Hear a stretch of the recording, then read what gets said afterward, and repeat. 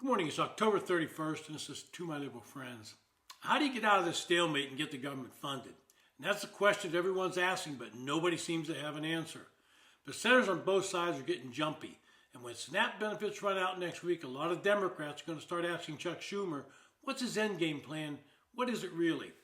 And let's look at some of the possible outcomes and solutions. First, the current CR that they've been voting on ran until November 21st. That date's no longer feasible and have to be changed, and I suspect once an agreement's reached, one will be reached, that date will be pushed somewhere between late January and March.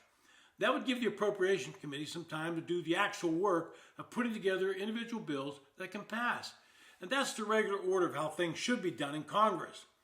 There are some appropriations bills that are ready to go, and if we can just get the government open once again, I believe you could see a couple of them referred to as minibus bills come to the floor of the House and Senate. The first would be one that included agriculture, and that would fund SNAP, veterans, and the legislative branch. These are normally non-controversial and have bipartisan support.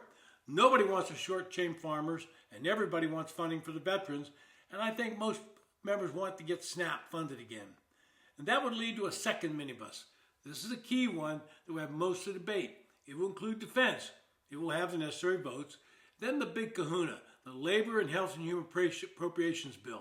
That's where the rubber meets the road because the health service subsidies will be on the table. It's become pretty clear there are a number of Republicans in the House and Senate that for political reasons are willing to extend the subsidies. What they are not willing to do is vote for the rest of the things the Democrats want, things they've included in their version of a CR. And if you think they're just asking for extension of the health care subsidies, you'd be wrong.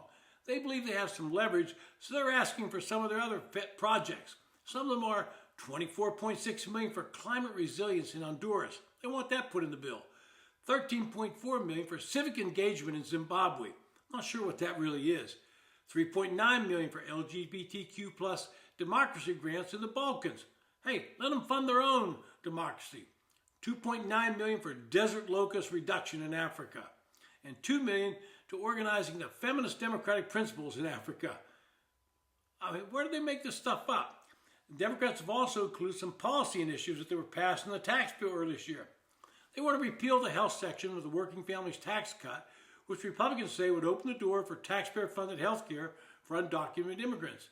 This is a backdoor way of sending money to the states to allow them to provide health care for non-citizens. The bill limits eligibility for programs like Medicaid and Obamacare to U.S. citizens, legal permanent residents, and those lawfully present in the U.S. to prevent misuse. But Democrats think they can get around that. They want to reinstate the DEI projects in foreign countries.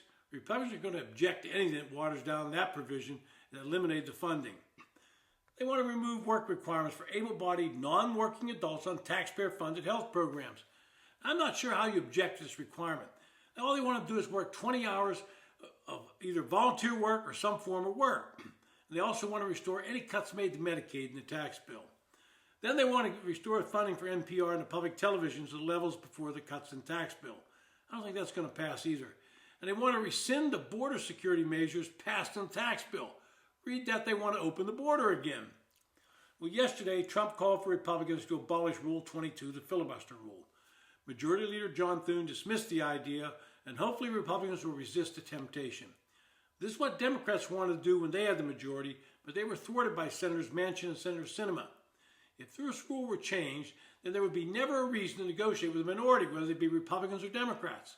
The majority could just pass what they wanted, and the next time the majority changed, they would undo that and pass whatever they wanted. Back and forth we would go. That's not a way for the nation to operate. What needs to be done now is to end this shutdown, for cooler heads to get together and find enough votes to pass a clean CR, and then move back to regular order, the way Congress is supposed to work, not with these continuing CRs.